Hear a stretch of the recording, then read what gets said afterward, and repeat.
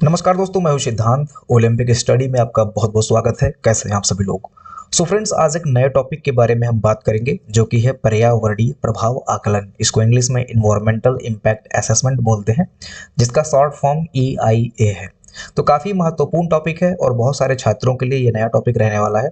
जो छात्र UP PCS या फिर UPSC एग्जाम की तैयारी करते हैं उनको इस टॉपिक के बारे में पता होगा, लेकिन बहुत सारे छात्र जो भी हाल ही में इंटरमीडिएट या फिर इन्वायरमेंट नहीं पढ़े हैं तो उनको इस टॉपिक के बारे में पता नहीं होगा। तो काफ़ी महत्वपूर्ण टॉपिक है और यहाँ पर बहुत कुछ समझने की चीज़ें हैं।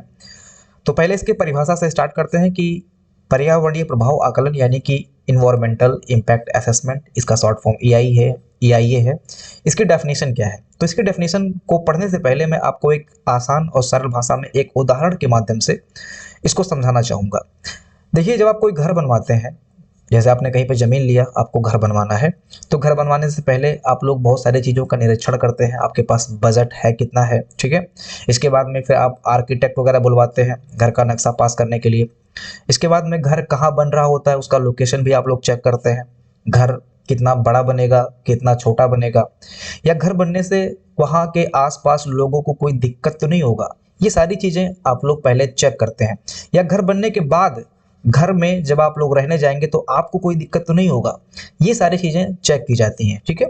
इसी तरह से अगर कोई बड़ा प्रोजेक्ट है जिसको गवर्नमेंट फंड करती है, केंद्र सरकार या राज्य सरकार के द्वारा कोई बड़ा प्रोजेक्ट बनाया जाता है, जैसे फैक्ट्री वगैरह हो गया, ठीक है, फैक्ट्री हो गया, रेल हो गया, या सड़क हो गया, कहीं पे अगर गवर्नमेंट बांध बनवा रही है, ठीक है, तो ये सारी चीज़ें बनवाने से पहले गवर्नमेंट एक मुआयना करवाती है, एक निरीक्षण करवाती है, एक असेसमेंट करवाती है कि इस फैक्ट्री, रेल या सड़क या फिर बांध के बनने से पर्यावरण पर कोई नेगेटिव इम्पैक्ट तो नहीं पड़ेगा, या फैक्ट्री या रेल बांध जहाँ पे बन रहा है वहाँ के स्थानीय लोगों को इसके बनने से कोई दिक्कत तो नहीं है, ठीक है। तो यही यही चीज जो दोस्तों जो आकलन किया जाता है, ये मेनली पर्यावरण को फोकस करके आकलन किया जाता है कि पर्यावरण पर नेगेटिव इम्पैक्ट ना पड़े, वहाँ पर जो आसपास की जैव विविधता है, वहाँ के जो स्थानीय लोग हैं, पशु पक्षी, पेड़ पौधे, नदी तालाब, इन सब पर कोई निगेटिव इम्पैक्ट नहीं पड़ना चाहिए। इसी को दोस्तों पर्यावरणीय प्रभाव आकलन कहते हैं। इस फैक्ट्री को लगाने से पहले जो निरीक्षण किया जाता है कि पर्यावरण पर इसका क्या प्रभाव पड़ेगा, इसी को पर्यावरणीय प्रभाव आकलन कहा जाता है, इसी का असेसमेंट किया जाता है। तो ये चीज आप डेफिनेशन के माध्यम से यहाँ पे देख सकते हैं। इसमें लिखा हुआ है, पर्यावरणीय प्रभाव आकलन वह वैज्ञानिक एवं विधिक प्रक्रिया है जिसके माध्यम से किसी प्रस्तावित परियोजना, जैसे आपका उद्योग, अगर कहीं पे उद्योग लगाना है, बांध लगवाना है, सड़क बनवाना है, खनन करवाना है, जैसे माइनिंग, अभी अरावली का केस चल रहा है, आप सभी लोग देख रहे होंगे, ठीक है। अरावली को खोदने की बात हो रही है कि 100 मीटर से नीचे अगर कोई क्षेत्र है तो उसको अरावली माना ही नहीं जाएगा। तो ऐसे में क्या होगा, वहाँ के स्थानीय लोगों को दिक्कत हो रही है। दिल्ली में जो लोग रह रहे हैं, दिल्ली साइड में, भाई उनको दिल्ली की हाल क्या होगी, जैसे वहाँ से उड़ने वाले जो रेत है, राजस्थान से उड़ने वाले रेत हैं, वो दिल्ली में कहीं क्या प्रभाव डालेंगे, हिमालय पर्वत पर जाकर क्या प्रभाव डालेंगे, ग्लेशियर वगैरह को पिघला देंगे। ये सारी चीज़ें हो रही है ना, तो यही सारी चीज़ें जो है पर्यावरणीय प्रभाव आकलन के अंतर्गत आता है। बिजली परियोजना वगैरह हो गया, अगर कहीं बिजली परियोजना लग रही है तो उससे इन्वायरमेंट पर क्या इफेक्ट पड़ेगा। पर्यावरण पर पड़ने वाले संभावित सकारात्मक एवं नकारात्मक प्रभावों का पूर्वानुमान लगाया जाता है तथा उन्हें कम करने के उपाय सुझाए जाते हैं। तो यही दोस्तों पर्यावरणीय प्रभाव आकलन का डेफिनेशन है। इसका उद्देश्य, जैसा कि आप यहाँ पे देख सकते हैं, मेन उद्देश्य, प्रमुख उद्देश्य यही है कि पर्यावरण क्षति को पहले से पहचानना। जैसे अरावली को अगर हम तोड़ देते हैं, खनन कर लेते हैं, माइनिंग करवा लेते हैं, ठीक है, तो बाद में तो प्रभाव निगेटिव पड़ेगा ही, सभी को पता है, लेकिन हमें निगेटिव प्रभाव पड़ने के पहले ही इसको पहचानना है। पर्यावरणीय क्षति को पहले से पहचान लेना है। इसके बाद में विकास और पर्यावरण संरक्षण के बीच संतुलन स्थापित करना है। हर एक देश विकास चाहता है, लेकिन पर्यावरण को नुकसान पहुंचाकर विकास नहीं चाहता है। तो यही विकास और पर्यावरण संरक्षण के बीच में संतुलन स्थापित करके इसको देखना होता है। पर्यावरण को परियोजना को पर्यावरण के अनुकूल बनाना होता है। कोई भी परियोजना अगर बन रही है तो इससे लोगों को सुविधा होनी चाहिए, इससे पर्यावरण पर नेगेटिव प्रभाव नहीं पड़ना चाहिए, यानी कि ये पर्यावरण के अनुकूल होना चाहिए। कोई भी परियोजना अगर बन रही है तो उससे लोगों को लाभ होना चाहिए। ऐसा ना हो कि वहाँ का जल दूषित हो जाए, वहाँ की वायु दूषित हो जाए, जिससे लोगों को रहने में असुविधा हो, लोग रोगी हो जाएं, इस तरह से यहाँ पर क्या है, पर्यावरण परियोजना को जो है पर्यावरण के अनुकूल बनाना होता है, ताकि वहां पर जो लोग रह रहे हैं, स्थानीय जीव जंतु, पेड़ पौधे, मनुष्य, सबको कोई किसी को नुकसान ना पहुंचे। इसके बाद में सतत विकास को बढ़ावा देना। सतत विकास को बढ़ावा देने का मतलब दोस्तों ये होता है कि जैसे आज कोई परियोजना लग रही है, जैसे यहाँ पर कोई उद्योग किसी ने समझ लीजिए कि गवर्नमेंट ने आज कोई उद्योग लगाया, तो ऐसा ना हो कि आज के लोगों को फायदा तो हो जाए, जैसे आज की जनरेशन जो इस उद्योग का फायदा लेना चाहती है उनको फायदा तो हो जाए, लेकिन आने वाली जो नेक्स्ट जनरेशन है, उनके बच्चे या उनके बच्चों के बच्चे इस उद्योग से प्रभावित हो, वो भी नेगेटिव रूप से, मतलब ये उद्योग कहीं उनको नकारात्मक रूप से प्रभावित ना करे। यानी कि सतत विकास, यानी कि सस्टेनेबल डेवलपमेंट। आज जो उद्योग, बांध, सड़क बन रही है, इससे पीढ़ी दर पीढ़ी लोगों को फायदा पहुंचे और पर्यावरण को नुकसान ना हो, ये होता है सतत विकास डेवलपमेंट, यानी कि सस्टेनेबल डेवलपमेंट, जो सस्टेन हो। ऐसा ना हो कि आज फायदा हो और कल फिर नुकसान होने लगे। ठीक है, तो ये सारी चीजें नहीं होनी चाहिए, यही इसका मुख्य उद्देश्य होता है।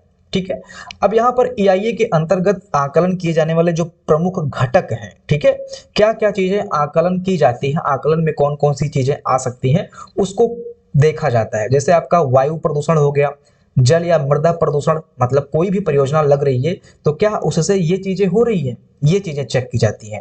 इसके बाद में जैव विविधता एवं वन्य जीव पर प्रभाव। पर्यावरण पर निगेटिव प्रभाव के अंतर्गत ये जैव विविधता और वन्य जीव प्रभावित होंगे। जहां भी परियोजना लग रही है, जहां भी कोई उद्योग, बांध, सड़क, पुल बन रहा है, रेलवे ट्रैक बिछ रहा है, पेड़ों को काटा ना जाए, जैव विविधता प्रभावित नहीं होनी चाहिए। वहां की जो आसपास की जैव विविधता है, जैव विविधता मतलब जो विभिन्न प्रकार के जीव जंतु आसपास रह रहे हैं, उनका जो बैलेंस है वो बिगड़ना नहीं चाहिए। कहीं ऐसा ना हो कि कुछ परियोजना लगने से उत्पादक खत्म हो जाए, तो उत्पादक खत्म होंगे तो उपभोक्ता भी खत्म हो जाएंगे। यानी कि जैसे अब नदी है, तो नदी में अगर हम लोग क्या करेंगे, अगर हम नदी में हम लोग गंदा पानी डाल देते हैं, नाले का पानी डाल देते हैं, या उद्योग से जो मटेरियल निकलता है उसको डाल देते हैं, तो वहां की मछलियां प्रभावित होंगी, मछलियां बढ़ने लगेंगी, नदी प्रदूषित होगा, ठीक है, आसपास के क्षेत्र प्रदूषित होंगे, महामारी फैलने लगेगी। तो यही है जैव विविधता और वन्य जीव पर प्रभाव, यानी कि नदी का पानी अगर कोई वन्य जीव पीता है तो वो भी बीमार होगा। ठीक है, तो ये सारी चीजें चेक की जाती हैं कि जैव विविधता पर कोई निगेटिव प्रभाव नहीं पड़ना चाहिए। इसके अलावा दोस्तों मानव स्वास्थ्य एवं सामाजिक प्रभाव भी देखा जाता है, भूमि उपयोग परिवर्तन देखा जाता है, उस परियोजना के लगने से कितना शोर होगा। जैसे कहीं रेलवे ट्रैक बिछा दिया जाता है तो ऑब्वियस सी बात है ट्रेन उस पर चलेगी, ट्रेन आएगी जाएगी। ठीक है, अब कोई ऐसा क्षेत्र हो जहां पर बहुत ज्यादा शोर नहीं होना चाहिए और वहां पर शोर होने लगे, यानी कि तो वो फिर शोर शोर नहीं रह जाएगा, वो फिर नॉइज पॉल्यूशन के अंतर्गत आ जाएगा। तो ये सारी चीजें ना होने पाए। प्राकृतिक संसाधनों पर दबाव ना बने, जैसे जो प्राकृतिक संसाधन है, कोयला वगैरह हो गया, ठीक है, या फिर पानी हो गया, ऐसा ना हो कि उनको हम फिर उस योजना के चलते उसका दुरुपयोग करने लगे या अधिक माइनिंग करने लगे। ये सारी चीजें नहीं होनी चाहिए। तो ये सारी चीजें देखी जाती हैं पर्यावरणीय प्रभाव के आकलन के अंतर्गत। ठीक है, अब हम देखते हैं कि भारत में पर्यावरणीय प्रभाव का जो विकास और इसकी पृष्ठभूमि रही है, कहां से EIA भारत में आया, इसकी शुरुआत कहां से हुई, स्टार्टिंग कहां से हुई EIA की, तो इसको पहले देख लेते हैं। तो अगर हम बात करें EIA की शुरुआत की, तो EIA की शुरुआत 1970 में अमेरिका से हुई। तो इसको आप लोग याद रखिएगा, 1970 से अमेरिका में EIA की शुरुआत हुई। ठीक है, अमेरिका ने राष्ट्रीय पर्यावरण नीति अधिनियम, जिसको नेपा 1970 कहते हैं, के तहत पहली बार यह नियम बनाया कि कोई भी बड़ी परियोजना शुरू करने से पहले उसके पर्यावरणीय प्रभाव की जांच होगी। तो पर्यावरणीय प्रभाव की जांच होगी, इससे संबंधित जो पहला नियम बनाया गया वो किस देश में बनाया गया, तो ये अमेरिका में 1970 में बनाया गया। ठीक है, ये आप सभी लोग फैक्ट याद रखिएगा। इसके बाद में आप देख सकते हैं अंतर्राष्ट्रीय स्तर पर EIA का विकास, जो प्रमुख, जैसे यहाँ पे प्रमुख पर्यावरण संधियां जो हुई हैं या बैठक हुई है या सम्मेलन हुआ है, वहां पर भी EIA से संबंधित बहुत सारी चीजें बताई गई हैं। इन घोषणाओं में, यहाँ पे जो सम्मेलन हुए हैं, इन सम्मेलनों में भी EIA से संबंधित बहुत सारी बातचीत की गई है। जैसे पर्यावरण संरक्षण होना चाहिए, ठीक है, सूचना तक पहुंच होनी चाहिए, जैसे जो लोग वहाँ स्थानीय निवासी हैं उनको जानकारी मिलनी चाहिए कि भाई किस तरह की परियोजना यहाँ पे लग रही है। जनता की भागीदारी होनी चाहिए, मतलब वहाँ के जो स्थानीय लोग हों वो उस परियोजना का सपोर्ट करें। ठीक है, उनको सूचना मिले कि भाई ये आपको लाभ पहुंचाएगी, ना कि लास्ट समय में ये आपको नुकसान पहुंचाएगी। न्याय संगत सिद्धांत को अपनाया जाना चाहिए। ये जो रियो घोषणा या फिर यूएनएफएसएससी बना हुआ है, इन सभी में इन सब की चर्चा की गई है जो कि ईआईए के विकास को दर्शाते हैं। मींस ये सब ईआईए में ऑलरेडी चीजें मेंशन है और वो चीजें यहाँ पर भी बताई गई हैं। तो अंतर्राष्ट्रीय स्तर पर ईआईए के विकास से संबंधित ये कुछ प्रमुख संधियां वगैरह है, इसको हम लोग जलवायु परिवर्तन में अच्छे से देखेंगे। ठीक है, इन सिद्धांतों के कारण ईआईए को वैश्विक स्तर पर स्वीकार किया गया है। जो यहाँ पे सिद्धांत हैं जो कि इसके संधियों या फिर सम्मेलनों के अंतर्गत आते हैं, इनके चलते जो है वैश्विक स्तर पर यानी कि पूरे वर्ल्ड वाइड लेवल पर ईआईए को स्वीकार किया गया। अगर हम भारत की बात करें, भारत में स्टार्ट कब हुआ, तो भारत में आप देख सकते हैं इस प्रक्रिया की शुरुआत वर्ष 1978-79 में नदी घाटी परियोजनाओं के आकलन के साथ किया गया। भारत में इसका जो स्टार्टिंग पॉइंट है ये 1978-79 है, पहले तो आप लोग ये याद रखिएगा। और नदी घाटी परियोजनाएं जो बनी इस समय काल में, इस कालखंड में जो नदी घाटी परियोजनाएं बनी, बांध बने, डैम बने या फिर जो आर्टिफिशियल जल वगैरह, जलप्रपात वगैरह बनाए गए या नहरें बनाई गई, उस टाइम पर जो भी नदी घाटी परियोजनाएं बनाई जाती थी वहां पर इन्वायरमेंट पर क्या प्रभाव पड़ेगा, इस प्रभाव का आकलन उस टाइम पे किया गया था। तो भारत में 1978-79 के समय नदी घाटी परियोजनाओं से इस परियोजनाओं के प्रभाव आकलन के साथ में इसकी शुरुआत की गई। बाद में औद्योगिक गतिविधियों यानी कि उद्योग वगैरह कहीं लगाना हो गया, खनन कार्य हो गए, शहरी विकास, शहरों का जो विकास कार्य है, इससे संबंधित बहुत सारे जो विकासात्मक परियोजनाएं हैं वहां उनमें ईआईए का विकास किया गया। पहले नदी घाटी परियोजना से शुरू हुआ, इसके बाद में इसको उद्योग में लाया गया, खनन कार्य में लाया गया, शहरी विकास में लाया गया और जो बहुत अन्य विभिन्न विकासात्मक परियोजनाएं हो सकती हैं उनमें ये आकलन लाया गया। ठीक है, आप यहाँ पे देख सकते हैं 1984 में जो भोपाल गैस त्रासदी के बाद भारत में पर्यावरणीय सुरक्षा पर गंभीर ध्यान दिया गया। 1986 में इसके बाद पर्यावरण संरक्षण का अधिनियम आया था। भोपाल गैस त्रासदी, इसके बारे में आप लोग नेट पे देख लीजिएगा, बहुत ही भयंकर वहां पे त्रासदी मची थी भोपाल में। ठीक है, तो यहाँ पर भोपाल गैस त्रासदी जो कि 1984 में घटित हुआ था, इसके बाद पर्यावरण पर ध्यान दिया गया। इसके बाद में आप देख सकते हैं भारत में 1994 में पर्यावरण संरक्षण अधिनियम 1986 के तहत, तो ये जो 1986 पर्यावरण संरक्षण अधिनियम बना, इसके तहत 1994 में अपने पहले ईआईए मानदंडों को अधिसूचित किया गया।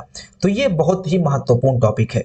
1984 में आपका भोपाल गैस त्रासदी कांड हुआ, 1984 में आपका पर्यावरण संरक्षण अधिनियम आया और इसी को कानूनी आधार मानकर 1994 में पहली बार ईआईए के मानदंड सुनिश्चित किए गए। इसके बाद विकास परियोजनाओं को पूर्व पर्यावरणीय मंजूरी प्राप्त करने के लिए ईआईए प्रक्रिया से गुजरना अनिवार्य बना दिया गया। कोई भी परियोजना अगर लगानी है, कहीं पे भी उद्योग लगाना है, डैम लगाना है, इसके बाद में आपका जो है रेलवे ट्रैक बिछाना है, सड़क बनवाना है, ठीक है, कुछ भी करना है तो आपको पर्यावरण मंत्रालय से मंजूरी लेनी पड़ेगी। और जो ईआईए प्रक्रिया है, ईआईए प्रक्रिया को अभी हम आगे देखेंगे कौन कौन से इसके प्रक्रियाएं होती हैं, 6 चरण होते हैं, इनसे गुजरना अनिवार्य बना दिया गया। ठीक है, इसके बाद में अब तक इसमें 2 बार संशोधन भी हो चुके हैं। ये जो आपका 1994 वाला मसौदा था जो कि 1986 पर्यावरण संरक्षण के आधार पर बनाया गया, उसमें 2 बार संशोधन हो चुका है। एक बार 2006 में हुआ और एक बार 2020 में हुआ। तो 2006 वाला तो एक्सेप्ट किया गया है और ये अभी प्रभावी रूप से चल रहा है, और 2020 वाले में बहुत बवाला हुआ है जिसमें सरकार ने जो है अपने अनुसार या उद्योगों को लगाने के लिए उसमें बहुत सारी छूट दे दी, यानी कि जो जन सुनवाई वगैरह होता है, या इसके बारे में भी हम देखेंगे, इसमें बहुत सारी छूट दे दी गई कि भाई अगर आप ये काम नहीं करते हैं तो भी आपका काम चल जाएगा। तो ये अभी पास नहीं हुआ है। ठीक है, 2020 वाला भी पास नहीं हुआ है, 2006 वाला भी चल रहा है, 2020 को भी अभी हम आगे अच्छे से पढ़ेंगे। ठीक है, वर्ष 2020 में किए गए संशोधनों का उद्देश्य प्रासंगिक न्यायालयीय आदेशों को शामिल करने और ईआईए प्रक्रिया को अधिक पारदर्शी बनाना है। हालांकि इस पे बहुत ज्यादा भी डिबेट चल रहा है। तो 1994 का जो ईआईए आया, जिसने ईआईए के मानदंडों को अधिसूचित किया, उसमें 2 बार संशोधन हो चुका है, एक 2006 में और दूसरा 2020 में। अब हम आते हैं 2006 वाले परियोजना के बारे में। जो 2006 अधिसूचना आया है इसके बारे में हम लोग देख लेते हैं। देखिए 2006 का जो अधिसूचना आया, ये इस अधिसूचना के माध्यम से जो भी परियोजनाएं हैं उसको श्रेणीवार कैटेगराइज कर दिया गया। इसको मेनली तीन श्रेणी में कैटेगरी इसको तीन श्रेणी में विभाजित कर लिया गया। ठीक है, आप यहाँ पे देख लीजिए, पर्यावरणीय प्रभाव आकलन में सभी प्रस्तावित परियोजनाओं को उनके संभावित पर्यावरणीय प्रभाव के आधार पर अलग अलग श्रेणियों में बांटा जाता है। इस वर्गीकरण से यह तय होता है कि जांच किस स्तर पर होगी और कौन इसको स्वीकृति देगा, जैसे केंद्र स्तर पर होगी या राज्य स्तर पर होगी। केंद्र स्तर पर होगी तो केंद्र सरकार जो है जांच का आदेश देगा, या राज्य स्तर पर होगी तो राज्य सरकार से संबंधित जांच होगी। ठीक है, इसके बाद में आप यहाँ पे देख सकते हैं, यहाँ पर अधिसूचना 2006 में परियोजनाओं को तीन कैटेगरी में बांट दिया गया। पहला है श्रेणी ए कैटेगरी। इसमें कौन सी परियोजनाएं आती हैं? बड़ी बड़ी परियोजनाएं आती हैं जिनका पर्यावरण पर बहुत बड़ा प्रभाव पड़ सकता है, जैसे बड़े बांध बनने हो गए, बड़े उद्योग लगने हो गए, थर्मल पावर प्लांट अगर कहीं पे लगाना है, या बड़े खनन प्रोजेक्ट हो गए। ये जो अरावली वाला मैटर है ये भी आपका जो है ये बड़े प्रोजेक्ट के अंतर्गत ही आता है। ठीक है, तो यहाँ पर कौन स्वीकृति देता है? केंद्र सरकार स्वीकृति देती है और विशेषज्ञ मूल्यांकन समिति के माध्यम से इसका मूल्यांकन करवाती है केंद्र सरकार, इसके बाद में स्वीकृति देती है। और यहाँ पर EIA रिपोर्ट अनिवार्य है। EIA रिपोर्ट के बारे में अभी हम आगे देखेंगे क्या क्या चीजें वहां पर होती हैं। ठीक है, कौन कौन से चरण है? 6 चरण होते हैं। इसके अलावा भी जन सुनवाई का काम होता है। इसके बाद में फाइनली जो है रिपोर्ट बनती है कि हाँ भाई रास्ता साफ है, परियोजना लग सकती है या नहीं लग सकती है। ठीक है, तो इसका जो पहली कैटेगरी है ये श्रेणी ए है, जिसमें बहुत बड़े बड़े जो परियोजनाएं होती हैं, जैसे आपका बांध हो गया, थर्मल प्लांट हो गया, बड़े उद्योग हो गए, खनन प्रोजेक्ट हो गए। यहाँ पर जो स्वीकृति होता है ये कौन देता है? ये केंद्र सरकार देता है। ठीक है, अगर हम सरल शब्दों में बात करें इस श्रेणी ए के बारे में, तो बड़ी बड़ी परियोजनाओं और गंभीर प्रभाव डालने वाली परियोजनाओं के बारे में यहाँ पे देखते हैं। सीधे केंद्र सरकार इसको देखती है और पूरी EIA रिपोर्ट बनवानी यहाँ पर आवश्यक होती है। इसके बाद में श्रेणी बी, श्रेणी ए आपने देख लिया। श्रेणी ए में सिर्फ एक ही श्रेणी है और श्रेणी बी को 2 श्रेणियों में बांट दिया गया है।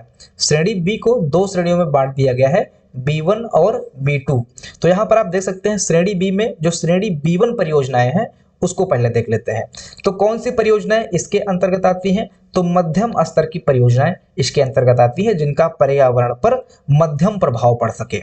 इसकी स्वीकृति कौन देता है? तो इसकी स्वीकृति राज्य पर्यावरण प्रभाव आकलन प्राधिकरण बनाया गया है, ये देता है। ठीक है, राज्य विशेषज्ञ समिति की सलाह पर, राज्य विशेषज्ञ समिति की सलाह पर राज्य पर्यावरण प्रभाव आकलन इसका जो है स्वीकृति देता है। यहाँ पर EIA रिपोर्ट की अगर हम बात करें, क्या यहाँ पर परियोजना लगाने से पहले EIA रिपोर्ट बनवाना आवश्यक है? तो यहाँ पर बिल्कुल अनिवार्य है। ठीक है, सरल शब्दों में अगर हम बात करें तो मध्यम आकार की परियोजनाएं राज्य सरकार इसकी जांच करती है और पूरी EIA रिपोर्ट आवश्यक होती है। तो श्रेणी ए में और श्रेणी B1 में EIA रिपोर्ट अनिवार्य आप यहाँ पर देख रहे हैं। अगर हम बात करें श्रेणी B2 की, तो छोटी परियोजनाएं इसके अंतर्गत आती हैं जिनका पर्यावरण पर नगण्य प्रभाव होता है। तो कौन स्वीकृति देता है? राज्य स्तर पर इसकी स्वीकृति होती है। EIA रिपोर्ट यहाँ पर अनिवार्य नहीं है, मतलब गवर्नमेंट से यहाँ पर या फिर किसी समिति के माध्यम से यहाँ पर ऐसा कोई जरूरी नहीं कि EIA रिपोर्ट बनवाया जाए, इसका निरीक्षण करवाया जाए कि भाई पर्यावरण पर प्रभाव पड़ेगा या नहीं पड़ेगा। तो यहाँ पर छोटी परियोजनाएं होती हैं वो इसके अंतर्गत आती है। ठीक है, अब हम ये जो पर्यावरणीय प्रभाव आकलन है इसमें कौन कौन से चरण होते हैं, जैसे समझ लीजिए कोई श्रेणी ए कैटेगरी की योजना लगानी है, परियोजना लगानी है, उद्योग, थर्मल प्लांट या सड़क, रेलवे ट्रैक कुछ बिछाना है जो कि श्रेणी ए के अंतर्गत आता है। तो यहाँ पर कौन कौन से चरण किसी परियोजना को लगाने से पहले चेक होते हैं जो कि पर्यावरण पर प्रभाव डाल रहे हैं या नहीं डाल रहे हैं, इसका पता चलता है। तो इसमें पहला जो चरण है ये पहले स्क्रीनिंग होती है। पहले स्क्रीनिंग किया जाता है, यह देखा जाता है कि परियोजना को EIA चाहिए या नहीं। कहने का मतलब है पहले ये चेक किया जाता है कि जो परियोजना लगने वाली है, जो परियोजना लगने वाली है ये छोटी परियोजना है या मध्यम परियोजना है या बड़ी परियोजना है, यानी कि श्रेणी ए में आती है, श्रेणी B1 में आती है या श्रेणी B2 में आती है। तो अगर यहाँ पर श्रेणी डिफाइन हो जाता है तो आगे EIA जरूरी है, ये क्लियर हो गया। और अगर EIA जरूरी नहीं है तो फिर वो परियोजना आगे बढ़ा दी जाती है। लेकिन अगर जरूरी है तो फिर आपका चरण 2 यहाँ पर काम आता है। ठीक है, तो पहले स्क्रीनिंग होता है जिसमें श्रेणी डिफाइन कर दी जाती है, जिसके अंतर्गत ये पता चलता है कि यहाँ पर EIA जरूरी है या नहीं जरूरी है। तो अगर EIA जरूरी है तो आपका चरण 2 यहाँ पर आता है, जिसमें स्कोपिंग होता है। स्कोपिंग का मतलब ये है कि स्कोप देखा जाता है कि भाई अगर ये परियोजना लगती है तो पर्यावरण यानी कि हवा, पानी, जंगल या वहाँ के स्थानीय लोगों पर असर पड़ेगा या नहीं पड़ेगा, किन बातों का अध्ययन करना है यह तय किया जाता है। और परियोजना से संबंधित, पर्यावरण पर प्रभाव से संबंधित और कौन कौन सी चीजों का अध्ययन इस योजना को लगाने से पहले किया जाना चाहिए, ये भी स्कोपिंग में ही चेक किया जाता है। ठीक है, यानी कि हवा, पानी, जंगल, लोग तो ठीक है, ये तो पर्यावरण प्रभाव हो ही गया, या अन्य और कौन सी चीजों का हमें ध्यान रखना है, ये भी आपका स्कोपिंग में ही तय होता है। ठीक है, ये हो गया। ठीक है, इसके बाद में फिर आता है चरण 3 जो कि है प्रभाव का अनुमान। परियोजना से पर्यावरण को कितना प्रभाव पड़ेगा, कितना नुकसान हो सकता है, उसका आकलन किया जाता है। ठीक है, तो पहले आपने श्रेणी डिफाइन किया, इसके बाद में असर क्या क्या पड़ेगा, हवा, पानी, जंगल, क्या क्या असर पड़ेगा, या हमें किन किन चीजों का और अध्ययन करना है इस EIA आकलन में, उसको डिफाइन किया जाता है। इसके बाद में पर्यावरण को कितना नुकसान पहुंचेगा, इसका आकलन, प्रभाव का अनुमान चरण 3 में किया जाता है। इसके बाद में आपका चरण 4 आता है, जिसमें EIA की रिपोर्ट तैयार की जाती है। पर्यावरण की वर्तमान स्थिति, जहां पे भी योजना लग रही है वहां की आसपास की जैव विविधता, पर्यावरण की वर्तमान स्थिति को जो है रिपोर्ट किया जाता है, लिखा जाता है। ठीक है, पर्यावरण की वर्तमान स्थिति, संभावित नुकसान, इसके बाद में नुकसान कम करने के उपाय, इन सबको मिलाकर EIA की रिपोर्ट बनाई जाती है। ठीक है, ये चरण 4 हो गया। इसके बाद में जो सबसे महत्वपूर्ण चरण है, जहां पर अगर ये चीजें नहीं होती हैं, अगर ये चरण नहीं किया जाता है और बाद में कंपनी लगाने से, उद्योग लगाने से कुछ भी नुकसान होता है, तो उसके लिए गवर्नमेंट जिम्मेदार मानी जाती है। ये होता है जन सुनवाई, पब्लिक हियरिंग। स्थानीय लोगों की राय ली जाती है, जनता अपनी आपत्तियां और सुझाव देती है। स्थानीय लोगों की अगर आपने राय नहीं ली और कंपनी लगा दी, बाद में अगर कुछ दिक्कत होता है तो लोग धरना प्रदर्शन करते हैं। ठीक है, केंद्र सरकार से संबंधित बहुत सारी चीजें, जैसे कंपनी के विरोध में लोग बाहर कुछ तोड़ फोड़, धरना प्रदर्शन, ये सारी चीजें हो जाती हैं, जैसा कि अरावली वाले केस में भी आप देख ही रहे होंगे। ठीक है, तो यहाँ पर जन सुनवाई करना बहुत जरूरी है, लोगों को सुना जाना चाहिए, उनको जो रिपोर्ट बना है उसको उनको देना चाहिए। ये सारी चीजें चरण 4-5 के अंतर्गत डिफाइन की जाती हैं। और चरण 6 में फिर जो है अंत में निर्णय लिया जाता है। सभी रिपोर्ट और जन सुनवाई के आधार पर परियोजना को मंजूरी दी जाती है या अस्वीकृत कर दिया जाता है। मंजूरी मिलने पर शर्तें भी लगाई जाती हैं। अगर मंजूरी मिल जाती है तो शर्त वगैरह भी इसमें लगा के दे दिया जाता है। तो यही 6 चरण के अंतर्गत जो है EIA चरण प्रक्रिया को पूरा किया जाता है। ठीक है, इसके बाद में जो सबसे महत्वपूर्ण चीज है यहाँ पर, जैसा कि मैंने आपको बताया, ये जो आप यहाँ पे देख रहे हैं चरण 5 जन सुनवाई, इससे संबंधित एक टॉपिक निकल के आता है जो कि है EIA में सार्वजनिक परामर्श क्या है।